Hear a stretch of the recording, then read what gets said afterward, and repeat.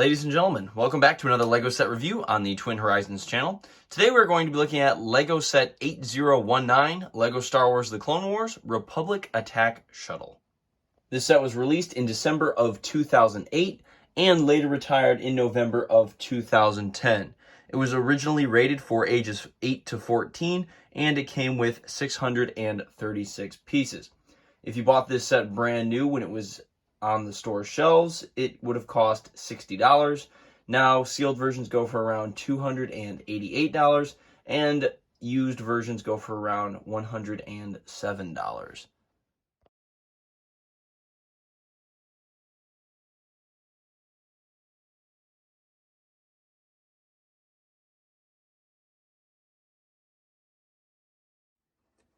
Front cockpit can hold 2 minifigures, and then in the back of the shuttle, you can hold Mace Windu sitting in the singular chair. You get to see the inside with the bomb racks that hold 4 total that drop out the bottom on the hinge plates underneath. And then you also see the weapons rack there, which holds lightsabers and the guns.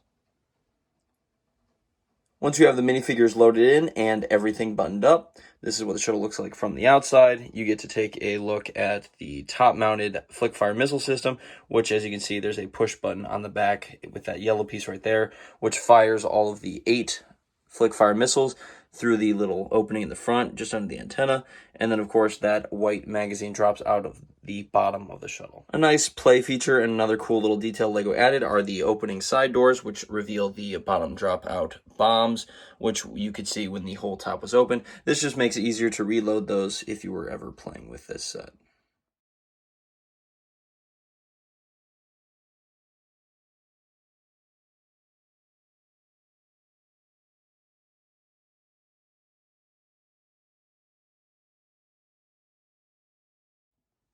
From the rear of the shuttle, you can see next to the 6 studded engines are 2 little levers. Those open up the bomb bay doors, which drop out the bombs, and I dropped one on the left there that you can see. And then you can actually close it and then reopen it again, and it drops out a second one. So it's really cool how they created that system inside that allows you to drop them one at a time. And again, just another cool feature about this set. This set comes with 3 minifigures. On the left, we have a Phase 1 clone pilot. In the center, we have Mace Windu with his purple lightsaber, and on the far right, we have a Phase 1 clone trooper. Now, I think the minifigure selection for this set is phenomenal. However, these minifigures are not necessarily unique to this set. Mace Windu comes in a handful of sets, and you can find the clone troopers in a fair amount of sets as well. But otherwise, I think it's a phenomenal lineup for this set, and it really rounds out everything.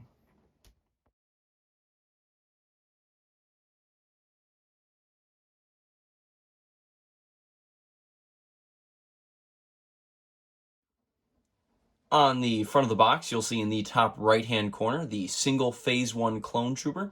That would have been the first box art for the Star Wars The Clone Wars lineup. You'll see on the left the blue and white Star Wars lettering with the blue and white stripping across the top going behind the helmet. On the right-hand side, you'll see the minifigure selection for this set, which again is Mace Windu, a clone pilot, and a clone trooper. Then in the center, of course, you have the Republic Attack Shuttle, demonstrating the flick-fire missiles and, of course, the bombs that can drop out of the bottom of the shuttle. And then in the background, it's the planet Christosis, which is featured a few separate times in the Clone Wars TV show. On the back of the box, you see the same blue and white Star Wars lettering. Then on the left-hand side, you'll see different features of the set, such as the flick-fire missiles, the wings that can move up and down, the pilot being able to be seated in the front of the shuttle, the bombs able to be dropped out at the bottom, the clone being able to access his weapon rack, and of course, Mace Windu being able to hide out in the back of the shuttle.